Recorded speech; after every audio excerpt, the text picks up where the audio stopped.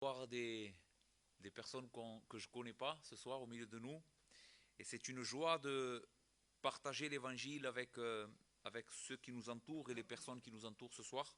Donc je vais vous inviter à faire une lecture dans la parole de Dieu. C'est un texte assez court. Ce sont 2 versets que nous allons lire. Mais vous allez voir que dans ces 2 petits versets, Dieu est capable de mettre toute l'immensité de l'évangile. Donc nous allons lire dans le chapitre 1er de l'épître de Paul aux Romains.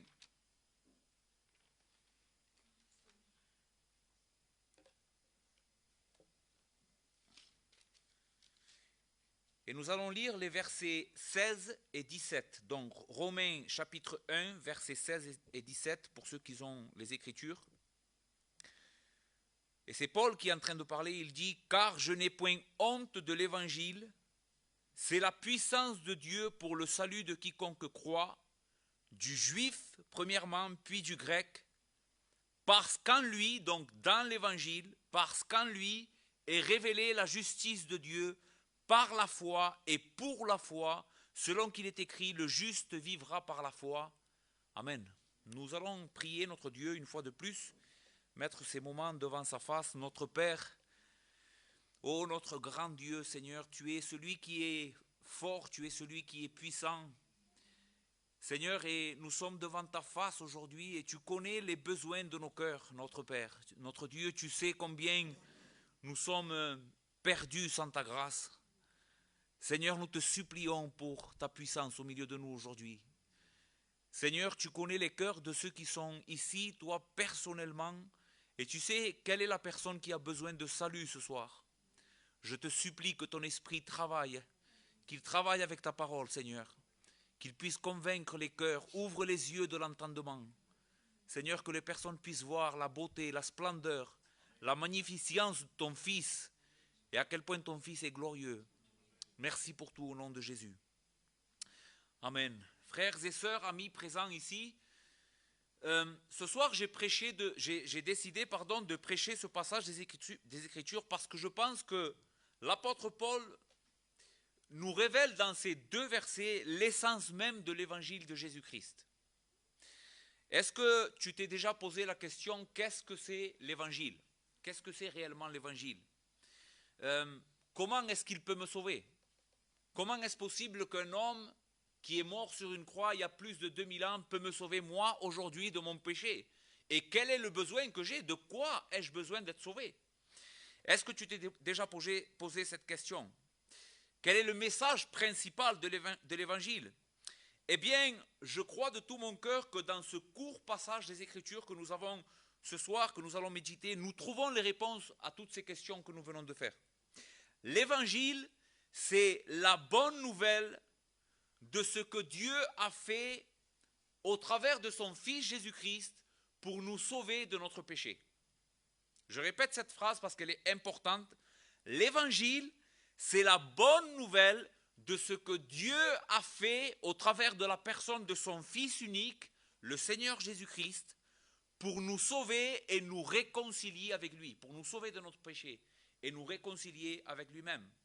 Et ce texte que nous avons est si extraordinaire qu'il nous révèle non seulement ce que Dieu a fait en son Fils, comme nous venons de le dire, mais en plus il nous dit comment il l'a fait. Comment est-ce que Dieu nous a sauvés à travers de son Fils? Et comment est-ce que nous pouvons, qu'est-ce que nous devons faire pour recevoir ce don d'amour et être sauvés de notre péché? Qu'est-ce que tu dois faire? Qu'est-ce que Dieu demande de toi? Ce sont des questions intéressantes, n'est-ce pas?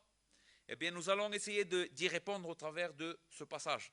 Mais avant de commencer à méditer ce passage avec vous, je voudrais prendre 2 petites minutes pour le mettre dans son contexte. Il y a des personnes jeunes ici, je pense que pour le mettre dans son jus, c'est plus compréhensible. D'accord? Il faut comprendre ce texte, nous allons le voir dans pourquoi Paul va dire ces paroles. Donc l'épître aux Romains, dans laquelle se trouvent ces 2 versets, est une lettre que l'apôtre Paul a écrite à une église qui se trouvait à Rome. Et Paul avait un vif désir de visiter ses frères, de visiter cette église et de partager avec eux l'évangile de Jésus-Christ. Donc Paul n'était pas à Rome, il était loin de Rome et il envoie cette lettre pour informer les Romains, qu'il avait envie de venir les voir pour leur partager l'évangile. Mais à cause de son travail, donc dans le ministère, et du travail que Paul faisait pour le Seigneur dans d'autres régions du monde, Paul avait été empêché d'aller à Rome et de connaître en personne ces hommes et ces femmes. Nous lisons dans les versets 13 et 14 de cette même épître, juste un peu avant notre texte, « Je ne veux pas vous laisser ignorer, frères, que j'ai souvent formé le projet d'aller vous voir. » Donc Paul avait souvent formé le projet d'aller à Rome, afin de recueillir quelques fruits parmi vous, comme parmi les autres nations, mais j'en ai été empêché jusqu'ici. Je me dois aux Grecs et aux barbares, aux savants et aux ignorants. Ainsi, j'ai un vif désir de vous annoncer aussi l'évangile à vous qui êtes à Rome. Donc Paul, nous voyons, juste dans les versets avant notre texte, que Paul avait un vif désir d'annoncer l'évangile aux Romains. L'évangile qu'il était en train de s'efforcer de prêcher aux autres nations en les convainquant de la vérité de l'évangile de Jésus-Christ. Donc, ceci est le contexte. Maintenant, nous lisons dans le verset 16, et regardez avec moi, « Car j'ai un vif désir d'aller vous annoncer l'évangile, car je n'ai point honte de l'évangile. » Voici les premières paroles des versets que nous allons méditer ce soir. « Car je n'ai point honte de l'évangile. » Ces paroles sont très étonnantes. Pourquoi est-ce que Paul dit ces mots? Car je n'ai point honte de l'évangile. Pourquoi est-ce que Paul va dire je veux vous annoncer l'évangile car je n'ai point honte de l'évangile? Pour les comprendre, il faut nous mettre dans la tête de Paul et des personnes qui sont en train de lire ces paroles. En réalité, si nous regardons la chose simplement à l'œil humain, et je répète parce que c'est très important, simplement à l'œil humain, sans connaître l'évangile, sans connaître la vérité de Dieu et qui est Christ, si nous regardons ces paroles simplement à l'œil humain, Paul avait toutes les raisons du monde d'avoir honte de l'évangile et d'arrêter de proclamer ce message. Pourquoi? Qu'est-ce qu'a provoqué l'évangile dans la vie de cet homme, l'apôtre Paul, à partir du moment qu'il est devenu disciple de Christ et qu'il a commencé à proclamer ce message? Qu'est-ce que cela a provoqué dans sa vie? Qu'est-ce que cela a engendré dans sa vie? Eh bien, les Écritures nous disent comment la vie de Paul a tourné depuis Acte 9, au moment où Paul se convertit au Seigneur Jésus-Christ. En deux mots, sa vie peut être caractérisée par persécution et souffrance à cause de l'évangile. De sa conversion jusqu'à sa mort, à cause de l'évangile, Paul avait souffert et avait été persécuté. Dans ses propres mots, dans la seconde épître de Paul aux Corinthiens, au verset 11, je voudrais que vous écoutiez ces paroles. Comment Paul parle de son ministère? Il va dire, sont-ils ministres de Christ? Je parle en termes extravagants, je le suis moi plus encore. Par des travaux, bien plus, par des coups. Comment est-ce qu'il définit qu'il est ministre de Christ? Par des coups. Bien plus, par les emprisonnements, bien plus, souvent en danger de mort. 5 fois j'ai reçu des Juifs 40 coups moins 1. 3 fois j'ai été battu de verge. 1 fois j'ai été lapidé. 3 fois j'ai fait naufrage.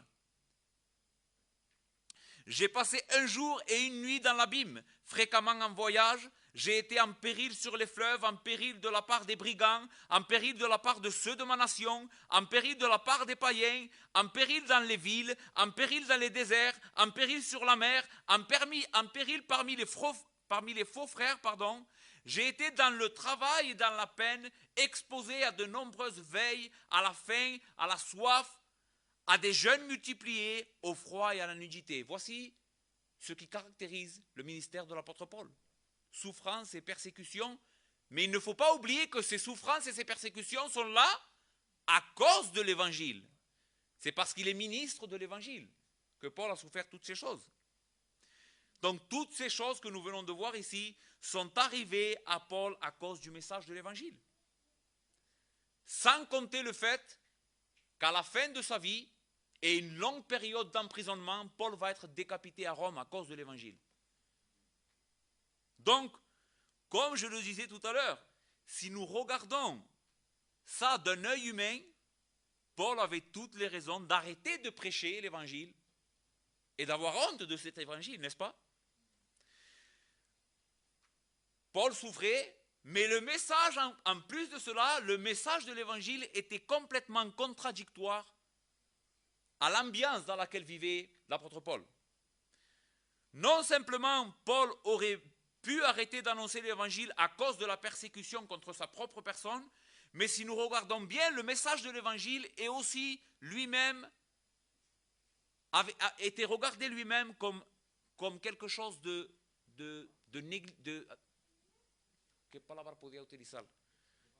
comme quelque chose de méprisable, dévalorisant. Donc, non simplement l'apôtre Paul souffrait les persécutions à cause de l'évangile, mais le message de l'évangile dans la culture gréco-romaine était quelque chose de méprisable et d'absurde. Au milieu d'une culture où les hommes adoraient des dieux et leur faisaient des sacrifices pour avoir de la richesse, pour triompher de ses ennemis. Vous savez, dans le monde de Paul, être faible était la pire des choses. Les hommes priaient des dieux pour avoir la puissance, pour vaincre la guerre. Voici la culture dans laquelle Paul prêchait l'évangile. Et quel était le message que Paul annonçait au monde gréco-romain? Que Jésus était le sauveur du monde et que ce sauveur-là qu'il prêchait avait été condamné à mort par crucifixion par un procurateur romain. Cet homme, le sauveur que je vous annonce, est mort sur une croix comme quelqu'un de faible, dans une culture qui ne supporte pas la faiblesse. Une culture que leur Dieu prônait la force et d'abattre ses ennemis. Paul annonce un sauveur qui est mort pour ses ennemis, par amour pour eux. Et il disait que si nous voulions être les disciples de ce Dieu, de ce sauveur, nous devions tout abandonner, prendre notre croix et mourir comme lui. Et que dire des religieux de cette époque?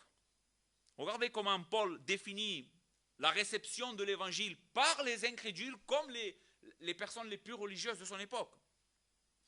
Dans 1 Corinthiens 1, 22, les Juifs demandent des miracles. Donc, ceux qui connaissent apparemment Dieu, les religieux, demandent des miracles. Et les Grecs, donc ceux qui ne connaissent pas Dieu, mais qui vivent dans une culture complètement païenne, cherchent la sagesse. Nous prêchons Christ crucifié, scandale pour les Juifs et folie pour les païens. Le message de l'évangile à l'époque de Paul était une folie et un scandale. Donc ce message était en totale contradiction avec la culture et le monde et les personnes dans lesquelles l'apôtre Paul vivait. À la lumière de tout ce que nous venons de dire, comprenez-vous pourquoi ces paroles sont si étonnantes? Car je n'ai point honte de l'évangile. Vous comprenez maintenant pourquoi c'est étonnant de la part de l'apôtre Paul qu'il affirme à ces Romains, vous savez Romains, ce message que le monde considère comme méprisable, sans force, moi je n'en ai point honte. Moi je n'en ai point honte et j'ai le vif désir de venir vous voir et de vous l'annoncer. Malgré la persécution, malgré les souffrances, malgré le rejet, malgré la faiblesse apparente du message, je n'ai point honte de l'évangile. Maintenant, j'ai beaucoup parlé de ces hommes et de ces femmes à cette époque, mais je tiens à te dire que ceci n'a pas changé.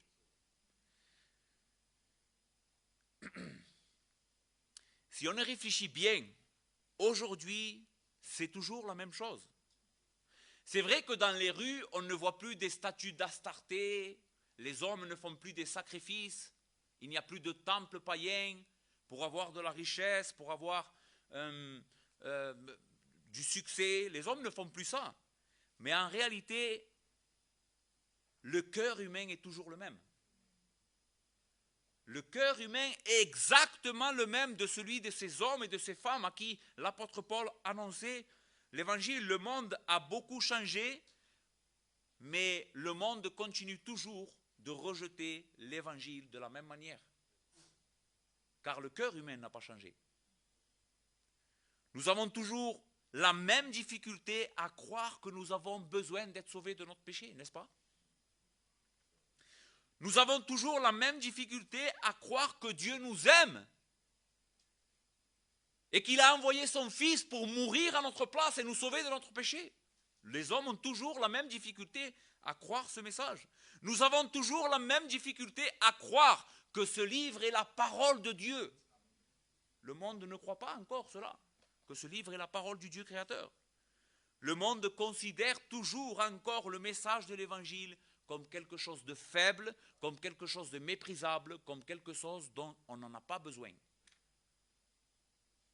Même si beaucoup de personnes diront non, moi j'aime Jésus, j'aime bien de Jésus, j'aime bien de la religion, mais au moment, est-ce que ta vie est en adéquation avec ce que tu dis avec ta bouche? Est-ce que ta vie est la même chose que ce que tu professes?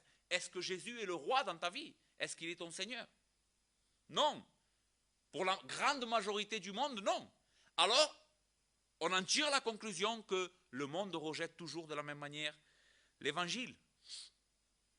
Mais j'espère de tout mon cœur que ce soir, Dieu va te donner un cœur sensible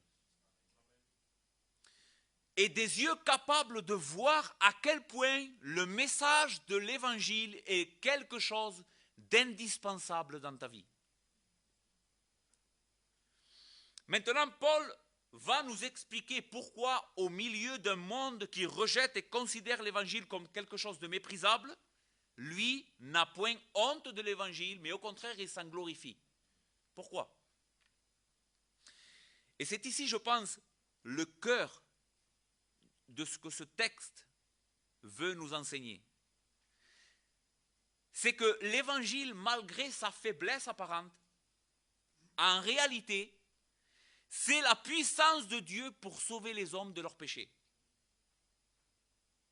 Malgré la faiblesse apparente de l'Évangile, ce message qui, on dirait, n'est pas quelque chose de si extraordinaire, un homme qui meurt sur une croix par amour pour ses ennemis et qui, soi-disant 3 jours après, ressuscite d'entre les morts, eh bien ce message que le monde considère comme une folie, en réalité, c'est la puissance de Dieu pour sauver les hommes de leur misère et de leur péché.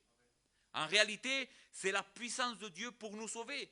Et ceci est très, très, très important. Oh, combien j'aimerais que toi aussi, qui es ici parmi nous ce soir et qui n'as pas encore mis ta foi en Christ, tu puisses considérer cette vérité ce soir. L'Évangile est la chose la plus importante que j'ai besoin dans ma vie. Verset 16, « Car je n'ai point honte de l'Évangile, c'est la puissance de Dieu pour le salut de quiconque croit. » La parole qui est traduite ici dans notre texte, dans le texte original, la Bible, le Nouveau Testament a été écrit en grec et ensuite traduit en français.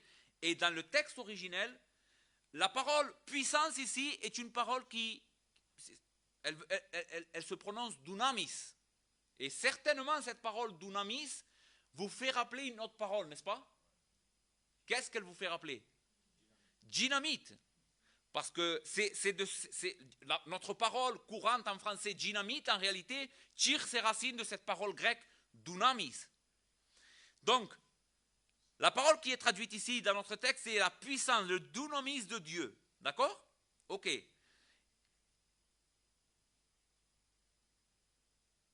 Donc, c'est de cette parole d'où vient dynamite. Et bien que la Bible est en train de nous décrire ici la puissance de Dieu explosive, d'accord? La puissance de Dieu explosive, l'Évangile n'est pas la puissance de Dieu explosive pour détruire. Qu'est-ce que fait une dynamite? Elle détruit tout ce qu'il y a autour d'elle. Mais ici, le texte n'est pas en train de nous dire que l'Évangile, c'est la puissance de Dieu explosive pour détruire, mais la puissance de Dieu pour sauver. C'est ce que dit notre texte, n'est-ce pas? Car je n'ai point honte de l'Évangile, car c'est la puissance de Dieu pour sauver. C'est-à-dire que la puissance de Dieu, le dunamis de Dieu, c'est la puissance explosive de Dieu pour résoudre tous nos problèmes, pour nous sortir de notre misère, pour faire de nous des hommes et des femmes sauvés. Car la Bible enseigne que depuis la chute de l'homme dans le jardin, vous savez, le jour où l'homme a désobéi, le premier jour où l'homme a désobéi, eh bien, depuis ce jour-là, l'homme est dans une telle condition de perdition et de dégradation morale et spirituelle qu'écoute bien, qu'il n'a pas besoin d'aide. Toi et moi, nous n'avons pas simplement besoin d'être aidés. Un coup de pouce pour nous en sortir. Non. Ça, ce n'est pas l'évangile. L'évangile ne te dit pas les 3 pas que tu dois faire pour te sortir toi-même de ta misère. Ce n'est pas l'évangile, ça. Ou qu'est-ce que tu peux faire comme travail sur toi-même pour devenir quelqu'un de meilleur? Ça, ce n'est pas encore l'évangile. Donc, l'évangile nous enseigne que notre besoin est beaucoup plus grand que cela, beaucoup plus important. Notre condition, depuis ce jour-là, de la chute de l'homme, est beaucoup plus pire que ce que nous pensons et imaginons. L'homme a besoin d'être sauvé. Voici les termes que la Bible emploie: sauvé, renouvelé, transformé. L'homme a besoin de renaître. Naître de nouveau, peut-être que tu as déjà entendu cette parole, naître de nouveau. Mais qu'est-ce que ça veut dire, naître de nouveau? En réalité, ça veut dire être une autre personne. Repartir à zéro, tout changer. C'est ce que veut dire naître de nouveau. L'homme a besoin de ça, selon les Écritures. Vous voyez que l'homme n'a pas besoin d'être aidé, il a besoin d'être transformé. Car, à cause du péché, l'homme a maintenant un cœur totalement hostile et rebelle au Dieu qu'il a créé. Voici pourquoi l'homme a besoin d'être transformé, changé, sauvé. Parce que l'homme, depuis la chute, a un cœur totalement hostile et rebelle au Dieu qui est son créateur. En réalité, il ne désire pas être l'ami de Dieu. Aucun de nous ici, et je vais lire un texte qui le prouve, aucun de nous ici ne désire être l'ami de ce Dieu bon et juste qui nous a créés. Le connaître. Aucun de nous. En réalité, tous nos désirs se portent toujours vers ce qui est contraire à la nature sainte et juste de Dieu. En plus, la Bible enseigne est très claire à ce sujet que l'homme est maintenant dans une condition d'esclave du péché et de Satan. Non seulement il a un cœur hostile au Dieu qu'il a créé et il désire toujours le contraire de sa nature. Je vais vous mettre un exemple pour que vous compreniez ce que je suis en train de dire. Quand je dis que l'homme a un cœur hostile et qui désire toujours le contraire de ce que Dieu désire pour lui. Imaginez un voleur et un policier. Ok? Le policier, qu'est-ce qu'il désire? La justice. Et le voleur, qu'est-ce qu'il fait? C'est un homme qui vit, ou une femme qui vit du vol. Maintenant, les deux sont irréconciliables dans la même pièce. Pourquoi? Parce que les deux ont des désirs contraires. Le voleur a toujours un désir de vivre dans l'illégalité et le policier, son travail, c'est de toujours maintenir la justice et faire ce qui est bien. Mais à cause de leur nature, on pourrait dire que ces deux personnes sont irréconciliables. Eh bien, nous sommes comme cela. Nous sommes en inimitié contre Dieu parce que nous sommes des pécheurs et Dieu est un Dieu juste et bon. Que fait la lumière? Que fait les ténèbres, pardon, quand il y a de la lumière? Qu'est-ce qu'elle fait? Elle fuit. Pourquoi? Parce que les ténèbres et la lumière ne sont pas de la même nature. Ils ne peuvent pas coexister. C'est de cette manière que depuis la chute, l'homme se relationne avec Dieu. Dès qu'il y a quelque chose de Dieu dans la pièce, je m'en vais. Pourquoi? Parce que je ne supporte pas. La question, ce n'est pas que je ne peux pas, que je ne peux pas, j'ai pas assez de force. Non, c'est qu'il y a une hostilité dans le cœur humain depuis la chute. Et en plus de cela, j'ai dit l'homme est esclave du péché et esclave de Satan. Qu'est-ce que veut dire un esclave? Un esclave, c'est quelqu'un qui ne fait pas ce qu'il veut. C'est quelqu'un qui a un maître et que ce maître-là lui dicte qu'est-ce qu'il doit faire. Regardez des textes. 2 Timothée 2, 25 et 26, écoutez bien. C'est Paul qui est en train de parler. Il doit redresser avec douceur les adversaires dans l'espérance que Dieu leur donnera la repentance pour arriver à la connaissance de la vérité et que revenus à leur bon sens, ils se dégageront des pièges du diable qu'il s'est emparé d'eux pour les soumettre à sa volonté. qu'enseigne notre texte? Que Dieu doit donner la repentance au cœur humain pour que, parvenus à leur bon sens, les hommes puissent se dégager de ce tyran qui les soumet à sa volonté.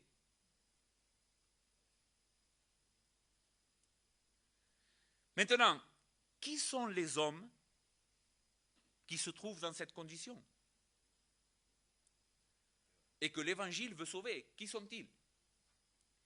Y a-t-il certains hommes qui sont épargnés à cette condition, qui n'ont pas besoin de salut parce qu'ils sont assez bons, assez religieux, assez droits? Est-ce qu'il y en a, selon vous? Peut-être que quelqu'un ici est en train de se convaincre qu'il est quelqu'un d'assez bien, et j'en doute pas. Certainement, il y a des personnes bonnes au milieu de nous, des personnes qui ne font pas le mal, qui s'efforcent de faire le bien, qui s'efforcent de vivre une vie correcte et de ne pas vivre dans le péché, ok? Mais qu'est-ce que dit la Bible? Est-ce que la Bible dit qu'il y a des hommes ou des femmes qui peuvent échapper à la condamnation du péché?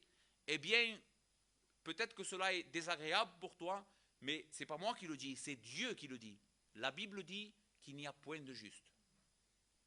Aucun d'entre nous ce soir, ni à l'époque de Paul, quand il écrit sa lettre, ni dans 3000 ans, si le Seigneur tarde à venir, il n'y aura jamais quelqu'un d'assez bon, d'assez juste, d'assez droit, pour que Dieu puisse le regarder et dire, oui, toi, tu mérites de rentrer au ciel. Écoutez ce que la Bible dit dans Romains. Dans notre texte, premièrement, notre texte nous dit que tous ont besoin d'être sauvés. Car je n'ai point honte de l'évangile, c'est la puissance de Dieu pour le salut de quiconque croit, du juif premièrement, puis du grec. Et quand Paul utilise cette formule ici, du juif premièrement, puis du grec, ce que Paul est en train de dire, c'est que tous les hommes ont besoin. Non seulement les religieux, mais ici les grecs, dans l'esprit de Paul, c'est tout le reste du monde. Les juifs et tout le reste du monde ont tous besoin d'être sauvés par l'évangile. Romains 3, 9 à 20. Quoi donc? C'est encore une fois Paul qui parle. Quoi donc? Sommes-nous plus excellents, nous les juifs? Parce que Paul était juif. Nullement. Car nous avons déjà prouvé que tous, juifs et grecs, sont sous l'empire du péché. Vous vous souvenez, je vous ai dit, esclaves de Satan et du péché. Ici, nous voyons l'empire du péché. C'est un royaume, le péché, et ils sont sous l'empire du péché. Selon qu'il est écrit, il n'y a pas de juste, pas même un seul. Nul n'est intelligent, nul ne cherche Dieu. Tous sont égarés, tous sont pervertis. Il n'y en a aucun qui fasse le bien, pas même un seul. Leur gosier est un sépulcre couvert. Ils se servent de leur langue pour tromper. Ils ont sous leurs lèvres un venin d'aspic.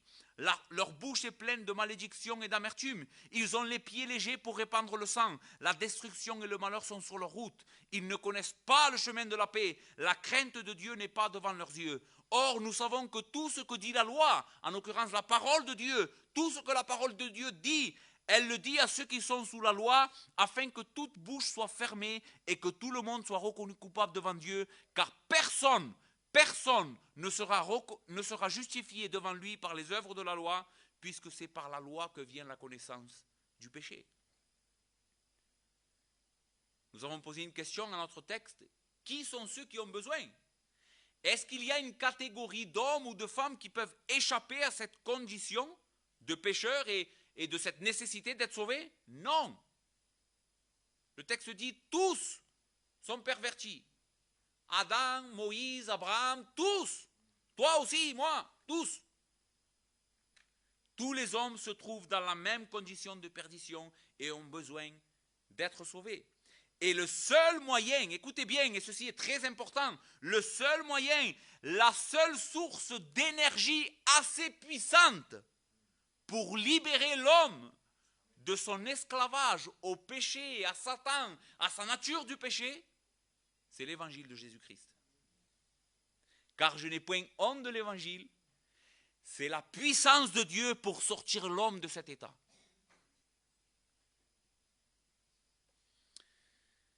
Nous avons déjà vu que l'évangile est la seule puissance de Dieu pour sauver. Maintenant, nous devons nous poser la question que je vous ai dit tout à l'heure, comment est-ce que l'évangile nous sauve? Comment est-ce que l'évangile me donne ce salut? Que fait l'évangile dans ma vie pour me sortir de cette condition? Verset 17, parce qu'en lui est révélée la justice de Dieu pour la foi et par la foi, selon qu'il est écrit, le juste vivra par la foi. Paul nous dit qu'il n'a pas honte de l'évangile parce que c'est la puissance de Dieu. Et encore une fois, cette parole est très importante parce qu'elle nous indique pourquoi Paul n'a pas honte. Parce qu'en lui, dans cet évangile qui est la puissance de Dieu, se révèle la justice de Dieu. Ok. Je parlais avec ma femme et j'ai dit tout à l'heure, j'ai un texte un peu difficile. Parce qu'il va falloir que je vous explique qu'est-ce que c'est. De quoi Paul est en train de nous parler ici quand il nous dit que dans cet évangile est révélée la justice de Dieu qui nous sauve.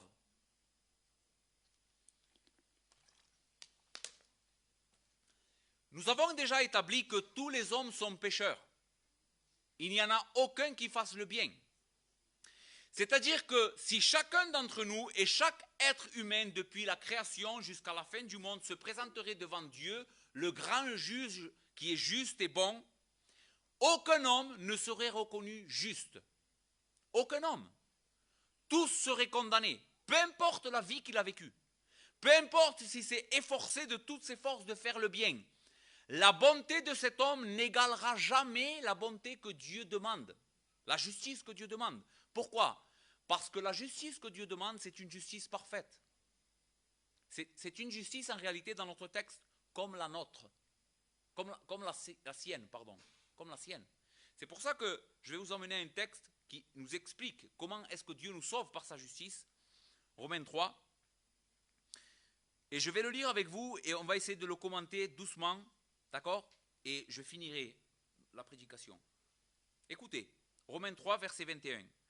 Mais maintenant, sans la loi, est manifesté, encore une fois, nous le voyons ici, les mêmes paroles, manifester, rendre public, faire connaître. Mais maintenant, sans la loi, est manifestée la justice de Dieu, à laquelle rendent témoignage la loi et les prophètes. Arrêtons-nous ici 2 petites secondes. Paul est en train de nous dire que dans l'évangile est manifestée et rendue publique la justice de Dieu dont la loi et les prophètes, c'est-à-dire tout l'Ancien Testament, annonçaient qu'il allait arriver. C'est-à-dire que l'Ancien Testament annonçait comment Dieu allait nous sauver. Comment est-ce que Dieu allait pouvoir sauver un peuple pécheur tout en étant un Dieu juste et bon, sans transgresser sa propre loi. Est-ce que vous avez compris? Comment est-ce qu'un Dieu bon et juste peut être réconcilié avec un pécheur rebelle et mauvais? En réalité, nous avons dit que le policier et le voleur ne peuvent pas être réconciliés. Eh bien, ce que Dieu fait dans l'évangile, c'est que oui. Il réconcilie le voleur et le policier tout en restant juste, sans commettre d'injustice. Maintenant, comment est-ce que Dieu arrive à faire cette prouesse? C'est ce que continue à nous expliquer ce texte. Justice de Dieu, verset 22, par la foi en Jésus-Christ. Pour tous ceux qui croient, il n'y a point de distinction, car tous sont péchés et sont privés de la gloire de Dieu. Paul est en train de nous expliquer que cette justice a été donnée pour tous ceux qui croient, parce que tous on en a besoin. Ok. Et ils sont, et ici c'est très important, verset 24, et ils sont gratuitement justifiés par sa grâce, par le moyen de la rédemption qui est en Jésus-Christ. C'est lui que Dieu a destiné à être par son sang, pour ceux qui croiraient, une victime propitiatoire, afin de montrer sa justice, parce qu'il avait laissé impunis les péchés commis auparavant, tout en étant, au temps de sa patience, il montre ainsi sa justice dans le temps présent de manière à être juste, tout en justifiant celui qui a la foi en Jésus. Je vais essayer de vous expliquer brièvement ce texte. Qu'est-ce que c'est la bonne nouvelle de l'Évangile? Qu'est-ce que ce texte est en train de nous enseigner en réalité? Nous avons dit que je n'ai point honte de l'Évangile parce que c'est la puissance de Dieu pour le salut de quiconque croit, parce qu'en lui est révélée la justice de Dieu. Et ce que Paul est en train de nous enseigner, c'est comment est-ce que l'Évangile arrive à réconcilier un homme pécheur avec un Dieu juste, eh bien c'est par le moyen de Jésus-Christ, son Fils, et de la rédemption qu'il y a dans son sang. Nous pouvons être déclarés justes, justifiés, c'est le terme qu'emploie le verset 24. Justifié, ça veut dire déclarer innocent quelqu'un. On peut maintenant, par le moyen de l'évangile, être déclaré innocent parce que Jésus a été le moyen par lequel Dieu a payé notre dette. Parce que par le moyen de la rédemption qui est en Jésus-Christ, rédemption veut dire racheter de sa condition d'esclavage. Racheter d'être un pécheur. Tu peux maintenant, toi qui écoutes ce message, qui est ennemi de Dieu, par le moyen de la foi en Jésus, être réconcilié parce que quelqu'un a pris ta place sur une croix et a payé ta dette. Le sang de Jésus a payé la dette du pécheur qui se repent et qui croit en lui. Et de cette manière-là, maintenant, puisque maintenant notre péché a été enlevé et en plus de cela, Jésus a vécu une vie parfaite pour nous, par le moyen de la foi, quand toi tu crois cette bonne nouvelle de l'évangile, Dieu va te revêtir comme d'un manteau de la vie de son Fils. Question, comment est-ce que Jésus a vécu ? Comment est-ce que Jésus a vécu, les frères? Parfaitement. C'est-à-dire que toi et moi, nous avons démontré par les Écritures que nous sommes pécheurs. Nous n'arrivons pas à garder la justice de Dieu. Mais Jésus, lui, le Fils éternel de Dieu qui s'est fait homme, a vécu une vie parfaite de sa naissance jusqu'à sa mort. Et ce que Dieu fait dans l'Évangile, c'est par le moyen de la foi, si tu crois à l'Évangile, toi qui es pécheur avec une justice inexistante, Dieu prend celle de son Fils et il te la met à toi. Comme si cette vie parfaite serait la tienne, alors que ce n'est pas la tienne. Toi, tu es un pécheur. Mais la bonne nouvelle de l'Évangile, c'est que Jésus a vécu une vie parfaite pour les pécheurs. Et que, à la fin de son ministère, il est monté sur une croix. Ils l'ont cloué sur une croix pour payer les péchés de son peuple. Il y a une œuvre extraordinaire ici. Jésus enlève la dette et en même temps il nous crédite sa justice.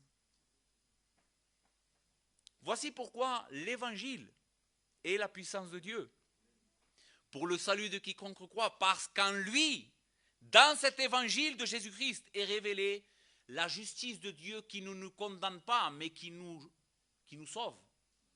Une justice qui nous rhabille de bonté, de justice, de dignité. Quelque chose qu'on avait perdu depuis le jardin. L'homme n'est plus digne. Mais en Christ, maintenant, l'homme est revêtu. Imagine cela comme si tu serais tout sale. Imagine tu serais tout sale, tout rempli de saleté, et que quelqu'un vienne te lave et te mette un habit tout neuf et te fasse rentrer dans la plus merveilleuse des fêtes. Quel don, quel cadeau! Et que cette personne-là soit le roi de l'univers. Eh bien, c'est ça l'évangile de Jésus-Christ. Nous sommes tous sales.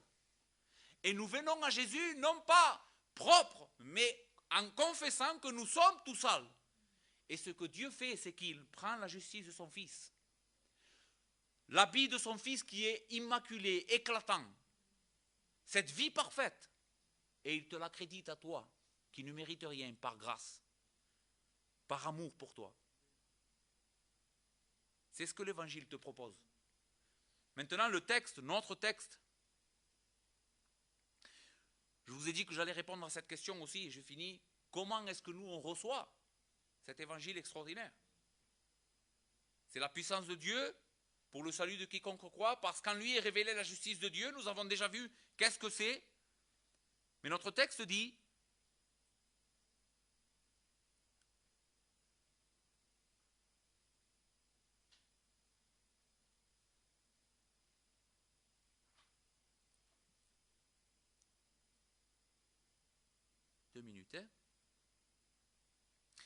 parce qu'en lui est révélée la justice de Dieu par la foi et pour la foi, selon qu'il est écrit le juste.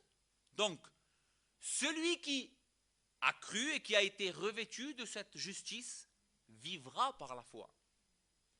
Maintenant, qu'est-ce que c'est la foi dans la Bible? Qu'est-ce que c'est? Pourquoi Paul nous parle ici comment recevoir ce cadeau de la grâce de Dieu? Par la foi et pour la foi. La foi, c'est une main tendue qui ne fait rien et qui reçoit tout simplement ce que Dieu donne.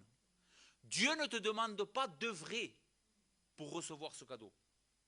Dieu ne te dit pas, sois une bonne personne, tout ce que tu peux, et moi je te donnerai la vie éternelle et le ciel. Ce que Dieu te dit, c'est tends la main. Je vais mettre dans ta main ce cadeau immérité. Je te le donne parce que je t'aime. Parce que je suis un Dieu d'amour. Parce que je suis un Dieu de grâce qui fait grâce au pire des pécheurs. Celui qui le mérite le moins, moi je viens et dans ma bonté et ma miséricorde, je lui donne tout le meilleur. C'est ce que Dieu fait dans l'évangile. C'est ça la foi. La foi, c'est croire que Dieu nous a aimés. Dieu t'a aimé en Christ et il a envoyé son Fils pour payer tes péchés. C'est fait. Tu n'as rien à faire. La seule chose que tu as à faire, c'est croire. Recevoir ce cadeau. T'accrocher à Christ comme la perle de grand prix. L'aimer de tout ton cœur. Ça y est, je suis réconcilié, je n'ai plus rien à faire. Et en plus de cela, jamais plus Dieu me traitera comme un pécheur parce que je suis en Christ. Jamais plus. Mon statut de pécheur a été aboli, détruit. Maintenant, je suis une nouvelle créature, réconciliée avec Dieu par le moyen de Jésus. Ça, c'est comment on reçoit. Car en lui est révélée la puissance de Dieu pour le salut de quiconque croit, du juif premièrement, puis du grec, parce qu'en lui est révélée la justice de Dieu par la foi et pour la foi, selon qu'il est écrit, le juste vivra par la foi. Comment est-ce que tu vas continuer à vivre? Le texte dit, le juste vivra par la foi. Est-ce que tu vas continuer à vivre comme un injuste? Ou vas-tu finir par croire en Christ et vivre par la foi? Viens à Christ ce soir, je t'en supplie. Il faut, tu sais, tout ce que j'ai dit, je ne l'ai pas dit parce que je l'invente. C'est Dieu qui le dit dans sa parole. C'est la réalité à ton sujet, à mon sujet. C'est la réalité au sujet de l'homme et de la femme. L'homme et la femme est perdu et il a besoin de se réconcilier avec Dieu. Et ce soir, Dieu dans sa grâce te montre comment? En mettant ta confiance en son Fils Jésus-Christ, qui est le sauveur des hommes, qui est venu pour donner sa vie. Et si tu crois en lui, la Bible dit que tu es aujourd'hui, pas demain à la fin du monde, aujourd'hui, maintenant, tu es réconcilié avec Dieu et tu reçois la vie éternelle. Alors viens ce soir, je t'en supplie, viens. Simplement, viens à Christ en disant, Seigneur, je crois à ce message, je suis pécheur et j'ai besoin d'être sauvé. Par la justice de l'évangile, j'ai besoin. Donne-moi cet habit précieux, Seigneur, je ne l'ai pas et je ne peux pas me le payer, donne-moi-le. Parce que je crois en toi. Et Dieu te le donne ce soir. Amen. Santi, ora al Seigneur, s'il te plaît. Père, la gloire est à toi. Et nous t'en remercions pour ta parole. Nous croyons, Seigneur, de tout notre cœur, que ta parole a fait de l'efficacité dans les cœurs. Je crois dans mon cœur que tu as ressuscité les morts. Je crois dans mon cœur que le Saint-Esprit a convaincu les vies, Seigneur. Finis le travail que tu as commencé. Merci pour ta parole une fois de plus. Amen. Amen. Voilà, très bien.